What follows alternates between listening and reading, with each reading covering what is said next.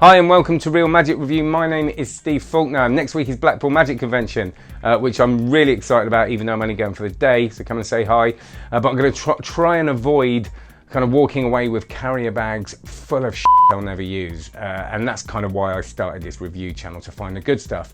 So this week, we have no exception. We found another corker. It's Michal Kociolek's Polish Poker from Card Shark. And before we carry on, can you please go and check out cardmagiccourse.com. This is my online training course full of loads of moves, hundreds of videos on all the moves you'll ever want, and I'm adding more and more tricks and theory as well. And can you please like and subscribe to this channel? That would be ever so lovely. And if the mood takes you, you could give it a little bit of a share. That'd be nice, wouldn't it? I'll have a competition. Should have a competition to make people do that, shouldn't I? That's what people do, innit?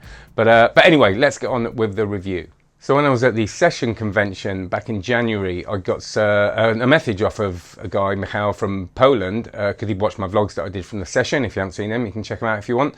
Very rambly, but all good fun. And Michal said, oh, I've been watching your videos and my trick's being released at the session for the first time. Christian from Card Shark, Christian Roger is selling it. So I went and checked it out, really liked it, and it's a real pleasure to be able to review it.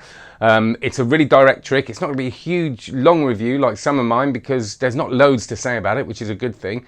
But this is, first I'll tell you what it is. It's a poker hand thing. So someone names a hand of poker, so they can name a pair, two pairs, full house, three of a kind, four of a kind, or a royal flush, and you turn over and reveal the named hand. Now this is a bit different than most poker deals because you do this once the 5 cards are down on the table. This one, that's 2. Stop. 3. Stop. Oh, wait. 4. Can This I one? change it? Yeah, sure. This one? Yeah. 4. All 5 cards. You selected them. And I have no idea which hand you were thinking of. 1, 2, 3, 4, and 5 cards. 4 of a kind. Now, if these would be the 4 of a kind, that would be a show off of you, not of me, the magician, right? Wow. That's crazy. Wow. But tell me, which hand would you have? I would want the royal flush. The royal flush? Believe it or not, it would have been the royal flush as well. So think about that for a minute, right? The cards are out, there's 5 cards on the table or in your hand, there's clearly only 5 cards. They name the hand, you turn the cards over, and that's the hand that they've named. So it's that direct, okay? It's one effect, but can be used in many ways, and we'll go into that in a minute. But that's what you get. And you basically get a deck of Phoenix cards. This is a Phoenix trick, and the 5 cards with it. Now I think for a while they were wondering whether to release just the cards or the deck, but luckily they've given us the deck and the cards, so you can get to work with this straight away. So there's lots to like about this. It's direct, you know, it's a really direct, you know, you've got 5 hands, they name the hand, you turn it over, right? Really simple in plot, and we all know that makes a good trick a lot of the time. There are loads of applications. It can seem when you get this that, okay, that's the trick. And actually, the more I played with this, the more I thought, actually, you could do that. Great for storytelling. If you're telling a story of an old gambler, and then they name the hand that the gambler had, and you turn it over, and that's that hand. There's some ideas on the download. You get really good download with this. With Christian talks to you, you know, obviously how to do it, but also some ideas. And if you look at the PDF you get with it as well, Michal clearly knows this stuff. He's looked into the origins of this poker deal and where it came from, and he goes on the second deal and stuff. So he's a knowledgeable magician. He isn't just someone who's come up with this gaff and sort of farmed it out. It's come from a lot of work, and I sort of spoke to him on Messenger, and he sent me another routine which is a lot more sleighty, which is really in depth, that you can do with this, which he'll probably be publishing as well. So even though this is one trick, it's like, you know, the card to wallet is one trick, but there's lots of applications, and I think very quickly you'll find your own applications. It's also quite easy to learn.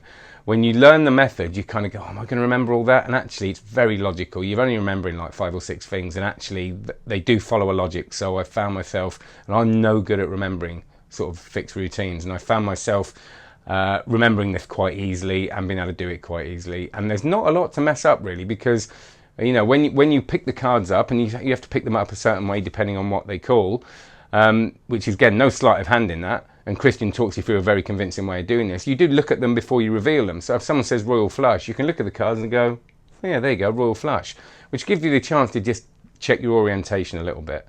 On that, the Phoenix cards are really good quality, great quality Phoenix cards. You can tell that because I can faro them, and I'm rubbish at farrowing. And you get a whole Phoenix deck and these cards. So it's 5 gaff cards, all right? The whole deck isn't gaffed. But what the whole deck does have is this orientation, this kind of one-way thing. There's a little bit on the design which you can tell which way the cards are orientated, which means that's going to be very important when you pick them up. All right, so when these 5 cards are on the table, you kind of have to know. I mean, again, you can pick them up and have a look at them, but it's nice to sort of know the orientation before you pick them up. So everything's been thought of here. I think this is, well, when I saw it, I thought, wow, God, I've got to know how to do that. So that's a good example, but that could be the magician in me. But I've shown a couple of people. I tend to use a quite direct method where you'll see, I'll tell you now, because there's only going to be magicians watching this in it. I palm off the 5, so give someone a shuffle and then put them on. But you've got to know a palm. But there's loads of ways you haven't got to do it that way. But I think that's it. I think that's all the good points. Well, it does what it says. You know, it's not one of those things where you get it and go, oh, it doesn't do that. I mean, it literally is. There's no kind of, tomfoolery you've got to do. You haven't, some stuff you see, don't you? And it says, oh, it's that direct, and then you realise you've got to kind of do something else to allow this to happen. You haven't got to do any of that. Like you said, you haven't got to do the palm. You can do it as simply as those 5 cards are on the table, and you name the thing with a story or whatever. I suppose it's only one trick, really, like I said, with lots of different ways of doing it. I suppose if you're using bicycle cards, you get this on a Phoenix. Now, I'm sure Christian could print these on bikes for a fee. But I've done a lot of work in a lot of study into change blindness and stuff, because I did a talk with this neuroscientist. And if you want to put a set of bikes back and you want to do this and you get these cards out, nobody's probably going to know the difference. But unless they're magicians or they know bicycle cards. But my feeling is, if you're going to do this trick, you probably won't do loads of other card stuff anyway, or just use the Phoenix, because they're good quality stock. They're probably better than the bikes you're going to get. So I shouldn't worry too much about that. And the other reason why this won't be for everyone is, of course, it requires your spectator to know the names of the poker hands. So one of a kind, one pair, 2 pair. I don't even know him, do I? Shame it, because I've been performing it. You've got to know the names to perform this of the actual poker hands. So 1 pair, 2 pair, full house, royal flush, 3 of a kind, 4 of a kind. Okay, so if they don't know that, you can't do the trick. So I've got it in my pocket, and I usually say, do you know the names of the poker hands? And if they say no, I'll do something else. So my feeling is that if you're doing this trick, you're probably going to know different tricks. But great to put into a parlour show or a one-man show or anything like that. So and mixed with another gambling routine. I think this could be kind of a finale where you've done a couple of gambly type things with the aces or whatever, and then you finish with this thing where they name it. So there it is, Michal Kociolek's Polish Poker. Like I said, from Card Shark. This will be obviously available from the Card Shark website and from many dealers. It's kind of new, so I'm not sure where it's available yet. You can go and pick this up, of course, from Christian and Roger at the Blackpool Magic Convention. If you go and check out the Card Shark stand, loads of good stuff there. But check down below for the links for availability. I'm not sure what they're selling it for either at the moment, so have a look at that below as well.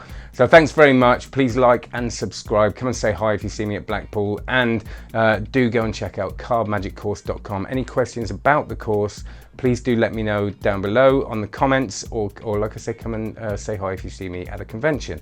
Thanks a lot, have a great one and enjoy. Take care.